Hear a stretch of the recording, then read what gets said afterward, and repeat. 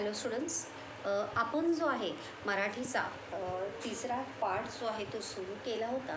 आपल्या धड्याचं नाव होतं बेटा मी ऐकतो आहे.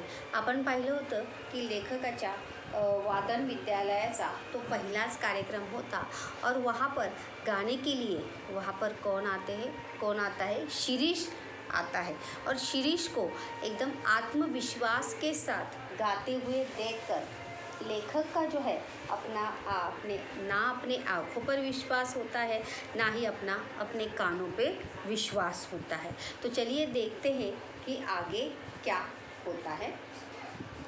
पंचेंद्रिय म्हणजे काय? आपली 5 इंद्रिय, कान, नाक, डोळे. पंचेंद्रिय दगा तर देत नाही ना. दगा देने म्हणजे धोखा देने, मतलब मेरे साथ छल तो नहीं हो रहा है या मुझे मेरे साथ धोखा तो नहीं हो रहा है कि मैं अपने आँखों या मेरे कानों पे मेरा विश्वास नहीं है, ना ही मेरे आँखों पे विश्वास है. अशी शंका मनाला साठून गेली. शंका यानी क्या? ऐसा शक जो है, ऐसा संदेह जो है लेखक के मन में आता है. माझ्या जागी तुम्ही असता किंवा आणखी कोणीही असता तरी त्याच्या मनातही तशी शंका आली असती. और लेखक कहते हैं कि अगर मेरी जगह पर आप भी अगर होते तो ऐसी शंका या ऐसा संदेह होना, ऐसा शक होना स्वाभाविक है. क्योंकि ऐसा विद्यार्थी जिसने इतने दिन से कोई भी प्रैक्टिस नहीं की है, कोणताही सराव केलेला नाही, लेकिन फिर भी इतने आत्मविश्वास के साथ वो गा रहा था, इस बात पे आपका भी कभी विश्वास नहीं होता. तुम्हीच सांगा, सुमारे 10 महिन्यापूर्वी, सुमारे मतलब करीब 6 महिन्यांपूर्वी शिरीष माझ्या विद्यालयात आल्या. माझ्या म्हणजे कोणाच्या? लेखक के वादन और गायन विद्यालय में शिरीष जो है वो सीखने के लिए वहाँ पर आया था. धीटपणे त्याने विचारले. धीटपणे बघा, धीट म्हणजे काय? न घाबरता, बिना डरे. धीटपणे म्हणजे काय? बिना डरे. यहाँ पर इस पैराग्राफ से हमें शिरीष की कौन से गुणों के बारे में पता चलता है. पहिला आहे तो आहे धीटपणा. कोणता गुण आहे तो शिरीषचा? धीटपणा. 2 उत्तर आहेत. शिरीषची स्वभाव वैशिष्ट्ये, एक आहे धीटपणा आणि दुसरा आहे आत्मविश्वास. धीटपणे त्याने विचारले. बिना डरे शिरीष पूछता है, आपणच का पी जनार्दन? आपणच का पी जनार्दन मतलब आप ही पी जनार्दन हो क्या? ऐसा किससे पूछा? लेखक से पूछा. मी सुहास्य मुद्रेने होय म्हणता. सुहास्य मुद्रा यानी क्या? हंसते हुए, मुस्कुराते हुए, स्वागत करते हुए वो कहते कि हाँ, मैं ही पी जनार्दन हूँ. तो म्हणाला, माझे नाव शिरीष भागवत. शिरीषचं पूर्ण नाव काय होतं? माझे नाव शिरीष भागवत. घरी श्रीच म्हणतात. घरी यानी क्या? जैसे सभी को प्यार से, दुलार से सभी का नाम पप्पू, चिकू, रिकू, टिकू, पिंकी, सोनी ऐसा पुकारते हैं कि नहीं, तो उसी प्रकार से शिरीष को भी घर पर प्यार से क्या कहते थे? श्री. काय म्हणतात? श्री म्हणते. मला गाण्याची फार आवड आहे. ऐसा कौन कहता है? शिरीष जो है वो कहता है कि मुझे गाने का बड़ा शौक है. मला गाण्याची खूप आवड आहे. तुला गाण्याची आवड आहे तर? लेखक फिर से उसे सवाल पूछते कि तुम्हें गाने का शौक है क्या? आवड मतलब क्या? पसंद, शौक. काय आहे? पसंद किंवा शौक, हॉबी जिसे कहते हैं. यहाँ पर देखिए उद्गारवाचक चिन्ह जो है यहाँ पर आया है. विराम चिन्ह सीखेंगे तब हम देखेंगे, लेकिन फिर भी जैसे जैसे पाठ में आते जा रहे हैं वैसे आप ध्यान देके सुना भी करिए. हे एकेरी अवतरण चिन्ह आहे आणि हे उद्गारवाचक चिन्ह आहे. त्यानंतर शिरीष काय म्हणतो पहा.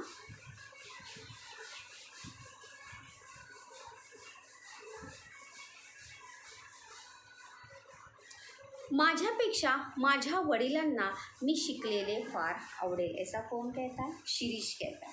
कि मेरे से भी ज़्यादा अगर मैं गाना सीखूँगा तो मेरे पिताजी को अच्छा लगेगा। त्याच्या चमत्कारिक उत्तराचे मला नवल वाटू लागले। चमत्कारिक यानी क्या?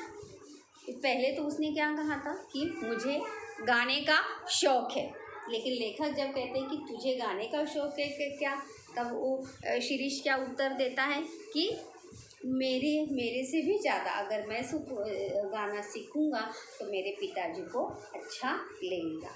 ये उत्तर सुनकर जो है लेखकाला काय वाटले? नवल वाटले। नवल वाटू लागले म्हणजे आश्चर्य वाटणे। वाक्यप्रचार आहे हा। लेखकाला काय वाटले? नवल वाटले।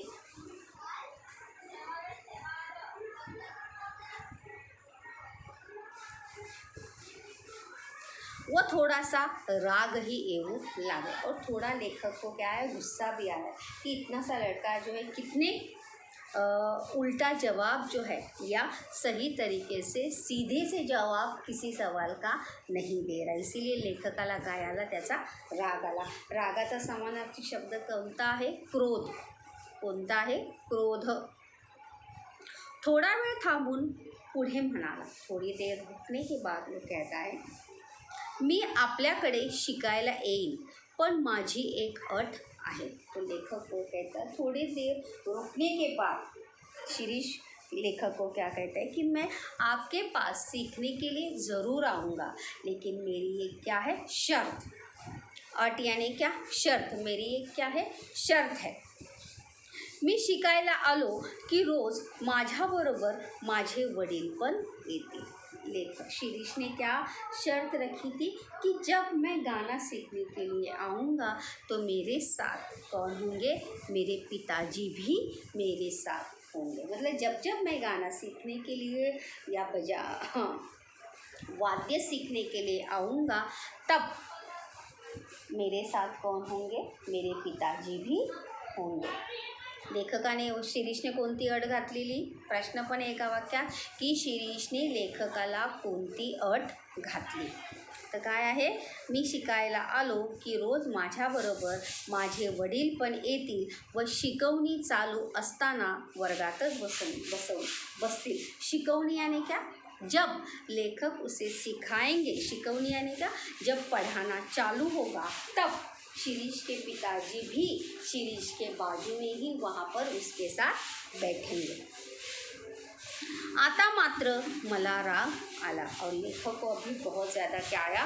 पहले तो थोड़ा गुस्सा आया था, लेकिन लेखक को अभी क्या आता है? और ज़्यादा गुस्सा आता है। मी जाणीवपूर्वक हसत म्हणालो, मान्य, तुझ्या अटी एकदम मान्य। अभी अपने पास लेखक ने नया वादन विद्यालय शुरू किया था और शिरीष जो है किस तौर पे आए थे? एक विद्यार्थी के तौर पे वहाँ पर आया था, इसीलिए जानीवपूर्वक मतलब जानबूझकर अपने क्रोध को छिपाते हुए हंसते हुए लेखक के थे। मन में उन्हें गुस्सा आया था, लेकिन उन्होंने अपना गुस्सा जो है अपने चेहरे पर बिल्कुल भी दिखाया नहीं। और वो कहते हैं कि मान्य, कबूल है। मान्य करने म्हणजे कबूल करणे। तुझ्या अटी एकदम मान्य, तुम्हारी सभी शर्त मुझे क्या है? मंजूर है, पण त्यासाठी तुला महीना 50 रुपये फी द्यावी लागेल, लेकिन उसके लिए तुम्हें हर महीने 1 महीने का कितना फीस देना पड़ेगा? महीने का 50 रुपये फीस तुम्हें देना होगा। कितनी रुपये फीस होती क्लास की? 50 रुपये। कितनी रुपये फ़ी होती? 50 रुपये। 50 यानी क्या? 50 रुपये। अट यानी क्या? शर्त। आणि अट जो है एक वचन है और अटी जो है वो क्या है? उसका अनेक वचन। अनेक वचन यानी क्या? बहुवचन।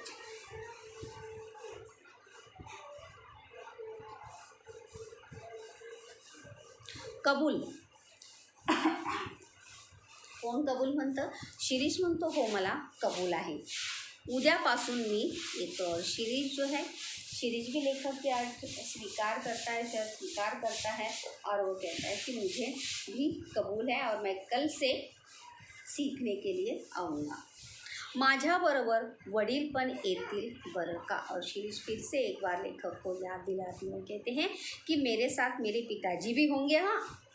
असं म्हणून माझ्या आश्चर्यचकित चेहऱ्याकडे न बघता शिरीष चटकन निघून गेला। लेखक को फिर से एक बार याद दिलाते हुए वहाँ से जो है शिरीष लेखक के चेहरे की तरफ न देखते हुए वहाँ से झट से वहाँ से क्या होता है, निकल जाता है। ये उसका क्या था, आत्मविश्वास आणि धीटपणा स्वभाव। दुसरे दिवशी तो अगदी वेळेवर आला और तय होने के मुताबिक जो है शिरीष वहाँ पर समय पर आता है गाना सीखने के लिए। त्याच्याबरोबर एक वयस्कर आणि भारदस्त गृहस्थ होते। बघा प्रश्न पण आहे की शिरीषच्या वडिलांचं वर्णन तर काय होते, वयस्कर आणि भारदस्त का यहाँ पर अर्थ है कि हट्टे कट्टे, भले ही वो बूढ़े थे लेकिन कैसी थी उनकी पर्सनालिटी जो थी वो कैसी थी, बहुत ही अच्छी थी। गृहस्थ म्हणजे काय, माणूस, व्यक्ती।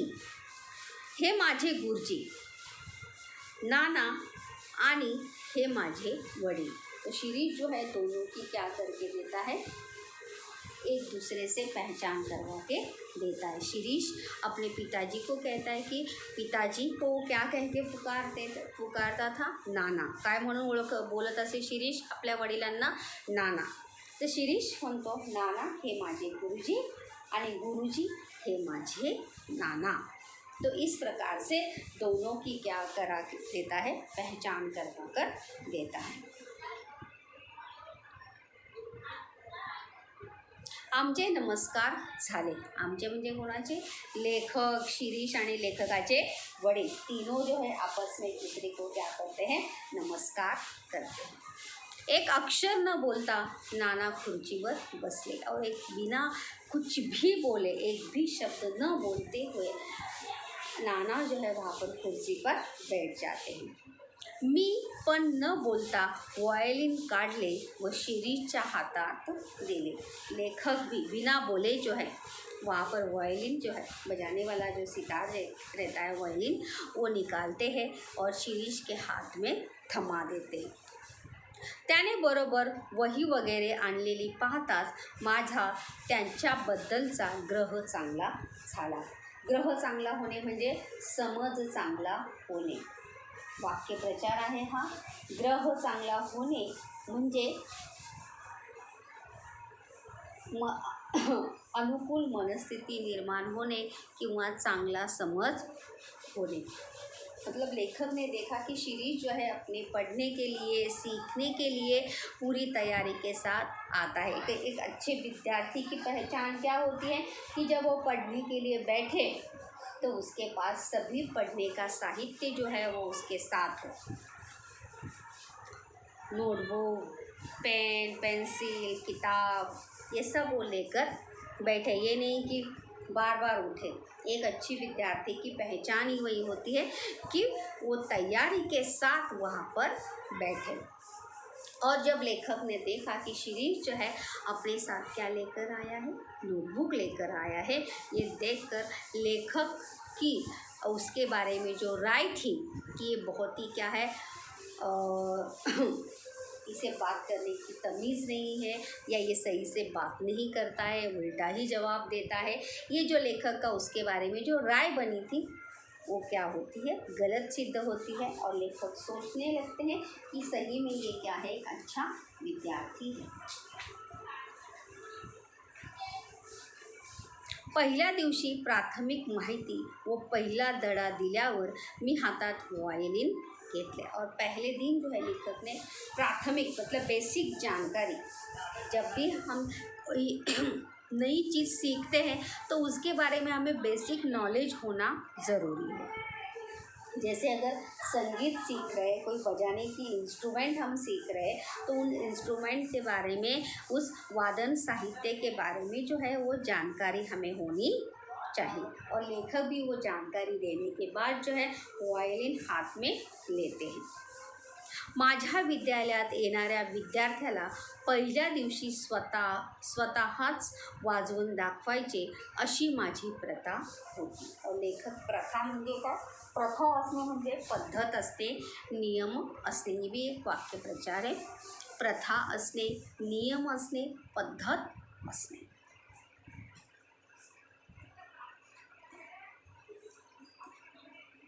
तो लेखक के विद्यालय की क्या प्रथा थी कि पहले दिन लेखक जो है खुद जो भी विद्यार्थी सीखने के लिए उनके विद्यालय में आता था उसे वो खुद वायलिन बजाकर वहाँ पर दिखाते थे।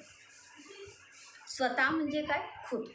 त्यामागील हेतू एवढाच की मला त्यांना सुचवायचे असते की नेटाने नीट टिकलात तर इतपत वाजवू शकाल। और खुद बजा कर दिखाने के पीछे उद्देश्य क्या था?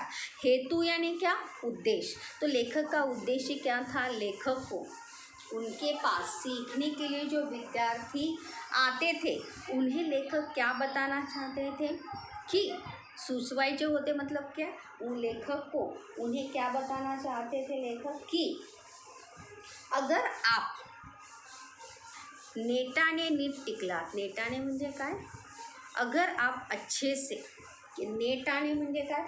प्रयत्न जर तुम्ही चांगले केलात वाजवण्याचा, शिकण्याचा, तर इतपत वाजवू शकाल, मतलब इतना आप बजा सकते हैं। नेटाने नीट टिकलात, नेटाने म्हणजे प्रयत्न करून जर चांगले तुम्ही टिकलात, मतलब प्रयत्न कि एक विद्यार्थी को सीखने की लगन होनी चाहिए, सीखने की ललक होनी चाहिए। अगर उसे सीखने की ललक नहीं है, लगन नहीं है, तो एक अच्छा विद्यार्थी कभी भी कुछ भी सीख सकता नहीं और ना ही वो आगे जा सकता। इसीलिए लेखक अपने विद्यार्थियों को यही बात बताना चाहते थे, जताना चाहते थे कि अगर आप अच्छे से सीखोगे तो यहाँ तक ज़रूर पहुँचोगे। त्याप्रमाणे सुमारे 20-1 मिनिटे मी पिलू रागातली एक गत वाजून दाखवली। इसलिए लेखक ने वायलिन बजाकर शिरीष को सुनाया। कोणत्या रागातली? पिलू राग। कोणता राग? पिलू। कोणता राग? पिलू। प्रश्न पण येऊ शकतो की कोणत्या रागातली गत वाजवली? पिलू रागातली। गत म्हणजे काय? संगीतातला राग, संगीतातला जो स्वर वगैरे असतात, लय वगैरे असतात, ते गत। जीवाचे कान करून नाना ऐकत होते। बघा वाक्यप्रचार आहे खूप महत्त्वाचा। जीवाचे कान करून ऐकणे म्हणजे मन लावून ऐकणे, खूप लक्षपूर्वक ऐकणे। बघा जीवाचे कान करून ऐकणे म्हणजे लक्षपूर्वक ऐकणे, ध्यान से सुनना। शिरीष के पिताजी जो है बड़े ही ध्यान से लेखक जो बजा रहे थे उसे सुन रहे थे। व शिरीष माझ्याकडे व नानांकडे आळीपाळीने बघत होता। आळीपाळीने यानी क्या? बारी बारी से। शिरीष जो है वहाँ पर बारी बारी से लेखक की तरफ और अपने पिताजी की तरफ देख रहा था। शिरीष कोणाकडे पाहत होता आळीपाळीने? माझ्याकडे। माझ्याकडे म्हणजे कोणाकडे? लेखकाकडे। आणि नानांकडे म्हणजे कोणाकडे? त्याच्या वडिलांकडे।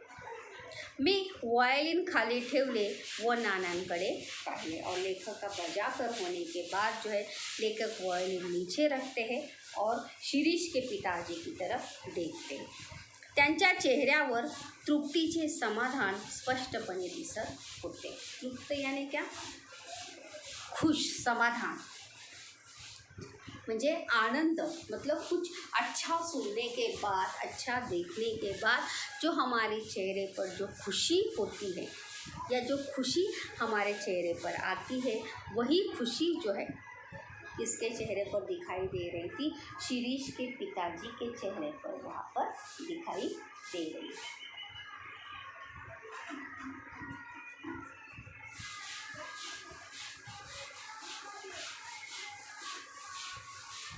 चेहऱ्याचा समानार्थी शब्द काय आहे? मुद्रा। तृप्त यानी क्या? समाधान।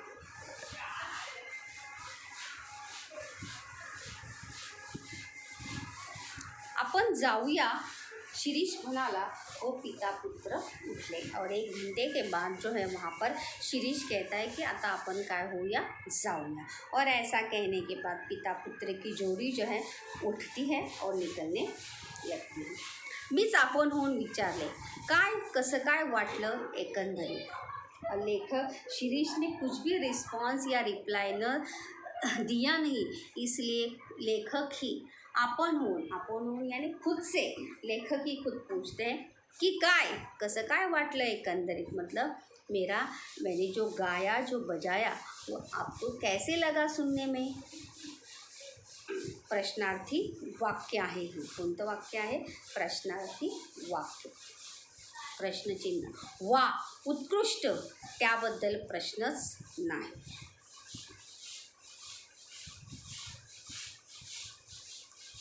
शिरीष कहता है उत्कृष्ट म्हणजे का, खूप छान, बहुत अच्छा, त्याबद्दल प्रश्नच नहीं, उसमें कोई दो राय नहीं है कि आपने बहुत ही अच्छा गाया, आपने बहुत ही अच्छा बजाया। शिरीष ने मध्ये उत्तर दिले, शिरीषनेच मध्ये उत्तर दिले, मतलब शिरीष के पिताजी के बजाय किसने उत्तर दिया था, शिरीष ने उत्तर दिया था। मला त्याच्या आगाऊ स्वभावाचा राग आला। आगाऊ स्वभाव यानी क्या, आगे आगे बोलने की या बीच बीच में बोलने की जो उसका स्वभाव था, उसकी जो आदत थी, इस स्वभाव का लेखक को क्या आता है, खूब त्याला राग येतो।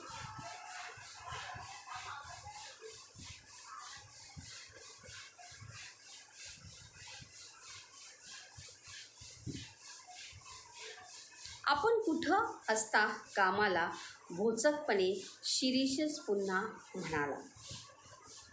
आपण कुठं असता कामाला, भोचकपणे शिरीषच पुन्हा म्हणाला। भोचकपणे म्हणजे काय, आगाऊपणे।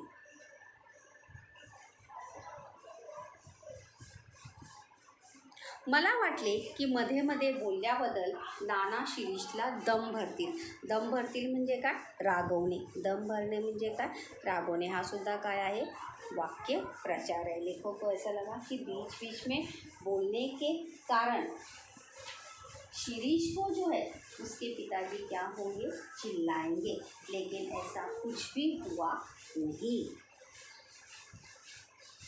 असं काहीही झालं नाही। पण त्या उलट ते कौतुकाच्या नजरेने त्याच्याकडे पाहत होते। कौतुकाच्या मतलब क्या, प्रशंसा, मतलब मेरा बेटा जो है कितने अच्छे से हर सवाल का जवाब दे रहा है, अच्छे से सीख रहा है, यही भाव जो है शिरीष के पिताजी के चेहरे पर नज़र आ रहे थे। और वही प्रशंसा भरी नज़रों से वो अपनी बेटे की तरफ देख रहे थे। नियमितपणे रोज पिता पुत्राची जोडी येऊ लागली और उसी दिन से शिरीष और उसके पिताजी जो है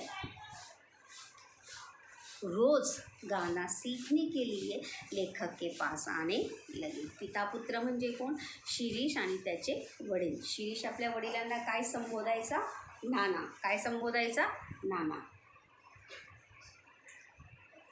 लेखकाने वाजवलेले वाद्य कोणते होतं, व्हायोलिन। कोणता राग गायलेला होता, वाजवलेला होता, पिलू। कोणता राग, पिलू। शिरीषची प्रगती पाहून मात्र प्रसंगी मी पण आश्चर्यचकित होत होतो। लेकिन भले शिरीष बोलने में तेज था, तुरंत बोल देता था, समझता, लेकिन शिरीष की सीखने की प्रगति देख लेखक जो थे क्या थे, आश्चर्यचकित हो रहे थे कि लेखक शिरीष जो है कितने जल्दी से सब सीखना जो है वो क्या कर रहा है, पिकअप कर रहा है, बहुत ही जल्दी वो सीख रहा था। त्याचा हात वाजवायला अतिशय हलका होता। हात वाजवायला हलका असणे मतलब क्या, अभी हाथ भारी और हल्का होता है क्या, नहीं, मतलब बहुत ही अच्छे से वो बजाता था। त्याचा हाथ, जैसे हम इंजेक्शन लेते समय देखो कभी कभी बोलते हैं कि उसका हाथ बहुत ही भारी था, उसका हाथ बहुत ही हल्का था, तो उसी प्रकार से यहाँ पर लेखक कहते हैं कि त्याचा हाथ अतिशय हल्का होता, मतलब बहुत ही अच्छे से वो बजाता था आणि माझ्या सर्व विद्यार्थ्यात त्याची आकलन शक्ती फारच दांडगी होती. दांडगी म्हणजे काय? चांगली, उत्तम. दांडगी या शब्दाचा अर्थ काय? उत्तम, बळकट, उत्तम. आकलन शक्ति यानी क्या? समझने की क्षमता जो है बाकी विद्यार्थियों से बहुत ज़्यादा तेज़ थी.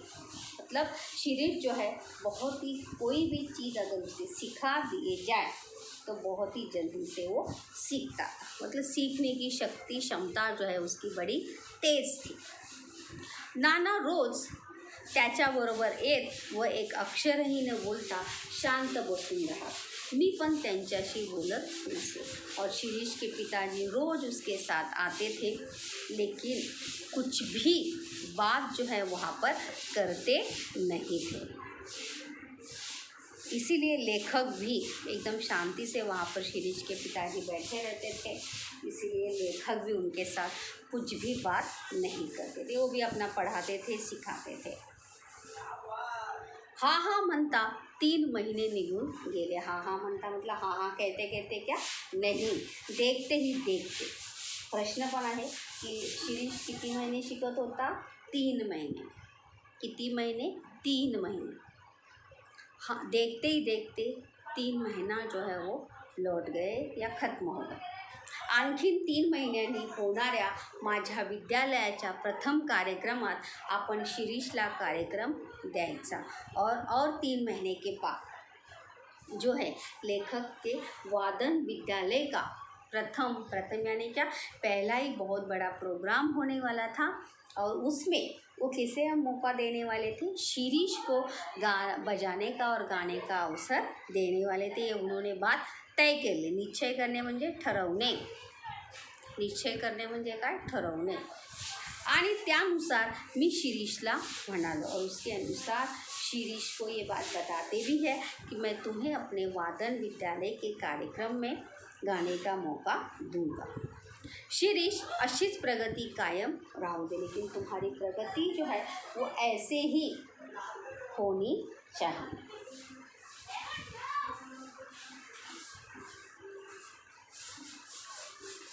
आपल्या विद्यालयाच्या कार्यक्रमात मी तुझा कार्यक्रम ठेवला आहे हे ऐकल्यावर शिरीषला अत्यानंद होईल. अत्यानंद होणे म्हणजे खूप आनंद होणे अशी कल्पना होती. लेखक को ऐसा लगा कि मैंने इसे कहा कि मेरे विद्यालय के कार्यक्रम में तुम्हें मैं मौका दूंगा. इस बात से वो क्या होगा?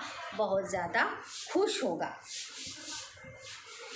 पण त्याच्या चेहऱ्यावर आनंदाच्या काहीही भावना दिसल्या नहीं. लेकिन शिरीष के चेहरे पर खुशी का कोई भी भाव जो है वहाँ पर दिखा नहीं. तर त्याचा चेहरा काहीसा उतरला. लेकिन वो खुश तो नहीं हुआ, लेकिन उसका चेहरा जो है वो क्या हुआ? उतर गया. चेहरा उतरणे म्हणजे काय? नाराज होणे.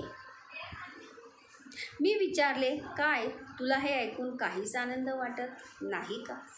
और लेखक जो है फिर शिरीष को पूछते हैं कि इतना सब मैं तुम्हें अपने विद्यालय के कार्यक्रम में गाने का मौका देने वाला हूँ, फिर भी तुम्हें खुशी नहीं है क्या? लेकिन शिरीष के चेहरे पर कोई भी भाव जो है वहाँ पर नहीं था.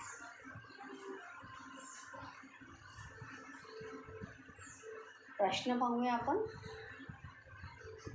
या ठिकाणी प्रश्न मी सांगितलेले होते. पुन्हा आपण एकदा प्रश्न पाहूया की शिरीष व नानांच्या भेटीत लेखकांना कोणता अनुभव आला तो तुमच्या शब्दात लिहा. मतलब लेखक और शिरीष के पिताजी जब मिले तो लेखक को कौन सा अनुभव आया, लेखक ने क्या अनुभव किया, उसे अपने शब्दों में लिखिए.